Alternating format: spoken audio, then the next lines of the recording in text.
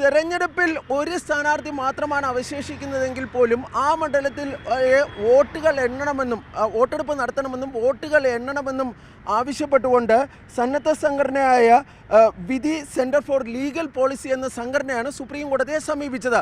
തുടർന്ന് ഈ സന്നദ്ധ സംഘടനയുടെ ഹർജി പരിഗണിക്കവെയാണ് ജസ്റ്റിസ് സൂര്യകാന്തിൻ്റെ അധ്യക്ഷതയിലുള്ള ബെഞ്ച് അങ്ങനെ ഒറ്റ സ്ഥാനാർത്ഥി മാത്രമാണെങ്കിൽ കൂടിയും അവിടുത്തെ നോട്ട വോട്ടുകൾ എണ്ണുന്നതിനെ സംബന്ധിച്ച് പരിശോധിക്കുമെന്ന കാര്യം വ്യക്തമാക്കിയിരിക്കുന്നത്. ഇതിനെ കേന്ദ്ര സർക്കാരും തെരഞ്ഞെടുപ്പ് കമ്മീഷനും ശക്തമായി എതിർക്കുകയാണ് ഉണ്ടായിരുന്നത്. പക്ഷേ കോടതി പറഞ്ഞത് ഇതൊരു വളരെ ഇൻട്രസ്റ്റിംഗ് ആയ ഒരു വിഷയമാണെന്നും ഇത് സംബന്ധിച്ച് ഉള്ള നിയമപരമായ പരിശോധനകൾ ആവശ്യമാണ് എന്നുമാണ് സുപ്രീം കോടതി ഇപ്പോൾ വ്യക്തമാക്കുകയും ചെയ്തിരിക്കുന്നത്.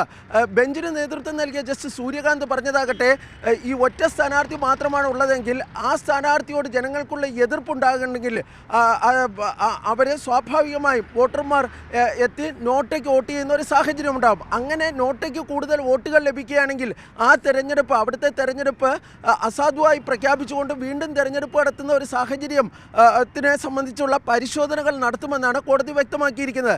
2013 സുപ്രീം കോടതിയുടെ ഒരു ഉത്തരവിൻ്റെ അടിസ്ഥാനത്തിലാണ് ഈ നോട്ട, അതായത് ആരെയും ഈ ഉള്ള സ്ഥാനാർത്ഥികളെ താല്പര്യമില്ല എങ്കിൽ വോട്ടർമാർക്ക് നോട്ടയിൽ തങ്ങളുടെ സമ്മതിദാനാവകാശം വിനിയോഗിക്കുന്നതിനുള്ള അവസരം ലഭിച്ചിരിക്കുന്നത്.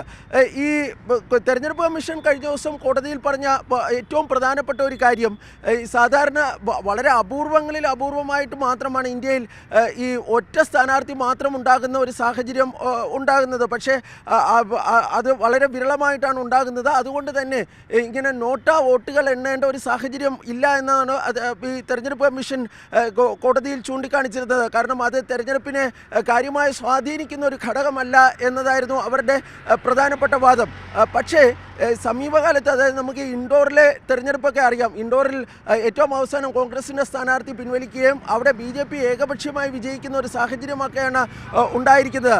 ഇതുകൂടി കണക്കിലെടുത്തുകൊണ്ടാകാം ഒരുപക്ഷെ സുപ്രീം കോടതി ഈ വിഷയത്തിൽ, ഇതിൻ്റെയൊക്കെ പശ്ചാത്തലത്തിലാകാം സുപ്രീം കോടതി ഈ വിഷയത്തിൽ വളരെ സജീവമായൊരു പരിശോധന നടത്തുവാൻ വേണ്ടി ഇപ്പോൾ തീരുമാനിച്ചിരിക്കുന്നത്. ജസ്റ്റിസുമാരായ സൂര്യകാന്തും ഉജ്ജ്വൽ ഭൂയാനും NK സിംഗും അടങ്ങുന്ന ബെഞ്ചിൻ്റേതാണ് വളരെ സുപ്രധാനമായ ഈ തീരുമാനം.